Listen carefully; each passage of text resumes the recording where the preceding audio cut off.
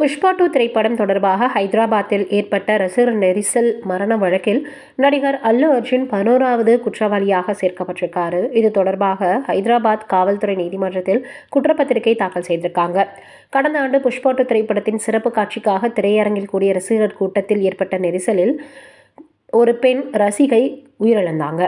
இந்த சம்பவம் திரையுலகில் பெரும் அதிர்ச்சி ஏற்படுத்தியிருந்தது. சம்பவத்துக்கு பிறகு காவல்துறை விரிவான விசாரணை மேற்கொண்டு வந்தது. விசாரணை முடிவில் திரையரங்கு நிர்வாகம், நிகழ்ச்சி ஏற்பாட்டாளர்கள், பாதுகாப்பு பணியாளர்கள் உள்ளிட்ட பலர் மீது வழக்குப்பதிவு செய்யப்பட்ட நிலையில் தற்போது நடிகர் அல்லு அர்ஜுனும் அக்யூஸ்ட் நம்பர் 11ஆக குற்றப்பத்திரிகையில் சேர்க்கப்பட்டிருக்கார். கூட்டத்தை கட்டுப்படுத்த தேவையான பாதுகாப்பு ஏற்பாடுகள் சரியாக செய்யப்படவில்லை என்பதே காவல்துறையின் குற்றச்சாட்டாக இருக்குது.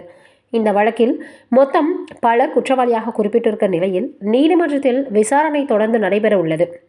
நடிகர் அல்லு அர்ஜுன் மீது நடவடிக்கை எடுக்கப்பட்டுள்ளதை அடுத்து இந்த வழக்கு ரசிகர்கள் மற்றும் திரையுலகில் பெரும் பரபரப்பை ஏற்படுத்தியிருக்கு.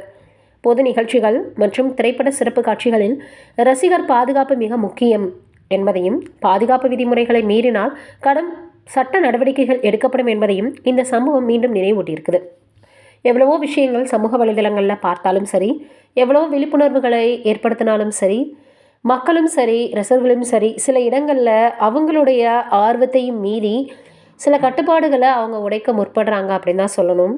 அவ்வளவு கூட்டம் வருது அப்படின்னா அதற்கேற்றபடியான ஒரு பாதுகாப்பு மக்களுக்கும் சரி, ரசிகர்களுக்கும் சரி கொடுத்துருக்கணும். அதே போல் இவ்வளவு பேர் தான் அங்கே வர முடியும் அப்படின்னா அதற்கு மேலாக அங்கே நம்ம க்ரௌடை அதிகமாக்கி விட முடியாத அளவுக்கு அங்கே பாதுகாப்பு இருந்திருக்கணும் அப்படின்றது மறுக்கப்பட முடியாத ஒரு உண்மையாக பார்க்கப்படுது. இதில் இப்போ அல்லு அர்ஜுன் அவர்கள் 11வது குற்றவாளியாக சேர்க்கப்பட்டிருக்காரு. என்னதான் நம்ம இப்போது அவங்க மேலே குற்றம், இவங்க மேலே குற்றம் அப்படின்னு சொன்னாலும் இறந்தவர் திரும்பி வரப்போகிறது கிடையாது. இதை பார்த்துட்டாது இனிமேல் இது போன்ற சம்பவங்கள் நடக்காமல் தடுக்கலாம் அப்படின்றத நினச்சி தான் நிம்மதி பெருமூச்சு விட முடியும். நீங்கள் என்ன நினைக்கிறீங்க இதை பற்றி அப்படின்றத மறக்காமல் கமெண்ட்டில் சொல்லுங்கள்.